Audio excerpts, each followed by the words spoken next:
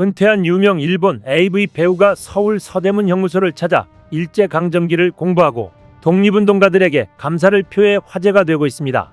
또 한국 소녀상을 희롱하며 곳곳에서 민폐를 끼치는 미국 유튜버 소말리에 대한 응징이 이루어지고 있어 눈길을 끌고 있습니다. 국가적인 상징물에 불의를 행사하는 것에 대해 한국인들이 참지 않는 것에 대해 일본 네티즌들은 부러운 반응을 보이고 있습니다. 지금부터 이 내용들 좀 더 자세히 알아보겠습니다. 29일 우에하라 아이가 운영하는 유튜브 채널 찬양하라 우에하라에 올라온 서대문 형무소 방문 영상이 뒤늦게 주목받고 있습니다. 해당 영상은 우에하라 아이가 한국어 유튜브 채널을 개설하고 첫 영상으로 지난 18일 올린 것입니다. 편집자는 영상 설명란에 우에하라 아이는 최근 한국어 공부를 시작했다. 그리고 한국의 역사에 대해서 더 자세히 알고 싶다고 말했다며 일본에서 만난 한국 친구들 역시 진짜 역사를 알려면 한국의 많은 유적지나 박물관에 가볼 것을 권했다고 한다. 그래서 처음으로 선택한 곳이 이곳 서대문 형무소다. 과연 그녀는 어떤 생각을 했을까라고 썼습니다. 영상에 따르면 우에하라 아이는 세계 국어가 능통한 중국인 가수 준키와 서대문 형무소 역사관을 방문해 수감시설과 사형장 등을 돌아보고 감옥 체험을 직접 했습니다. 역사관에 쓰여진 한국어 설명을 읽지 못하는 우에하라 아이를 대신해 준키는 일본 군대가 한국에 들어와서 한국을 일본의 것으로 만들었을 때 한국의 독립을 위해 애쓴 사람들을 투옥한 곳이라고 서대문 형무소를 일본어로 소개했습니다. 우에하라 아이는 진지한 표정으로 설명을 들으며 조선어학회 사건 등 일제가 우리 독립운동을 탄압했던 사례에 대해서도 공부했습니다. 우에하라 아이는 역사관을 돌면서 일제강점기 당시 조선이 처했던 상황을 마주했습니다.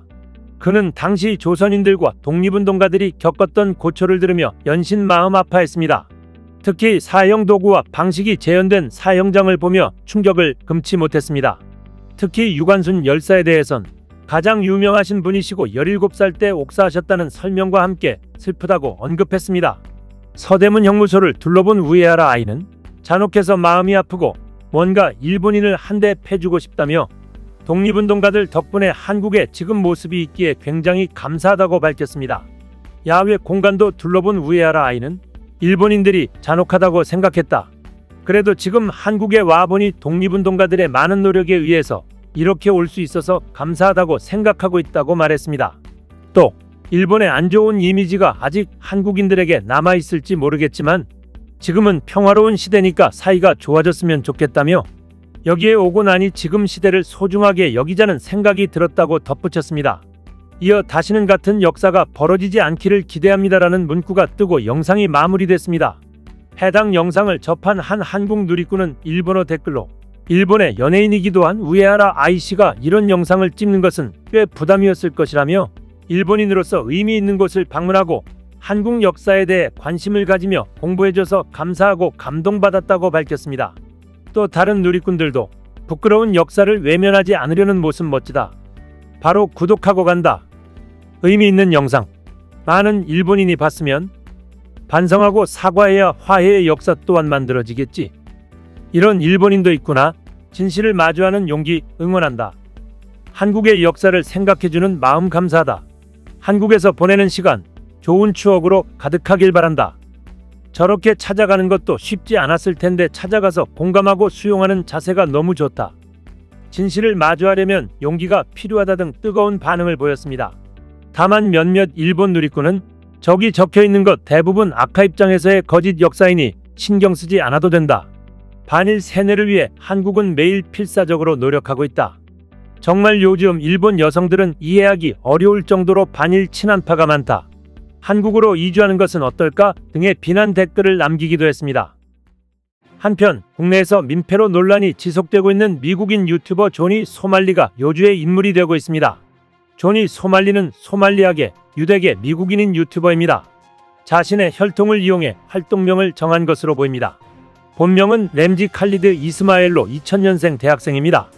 구독자 수는 약 2만 명, 영상 조회 수는 약 500만 정도인 유튜버인데요. 이 소말리가 유명한 건 바로 기행 때문입니다. 일본, 태국, 이스라엘 등 아시아 국가들을 여행하는 동안 온갖 불법 행위와 민폐 진상 행동들을 저지르고 다니고 있습니다. 소말리의 행동에 미국의 흑인들과 유대인, 소말리아 등도 너는 우리 민족이 아니다라고 손절을 치고 있는 상황입니다. 그의 기행 때문에 본 유튜브 계정이 부계정만 남기고 삭제됐습니다. 이런 가운데 소말리가 부계정에 올린 사진이 또다시 눈길을 끌고 있습니다.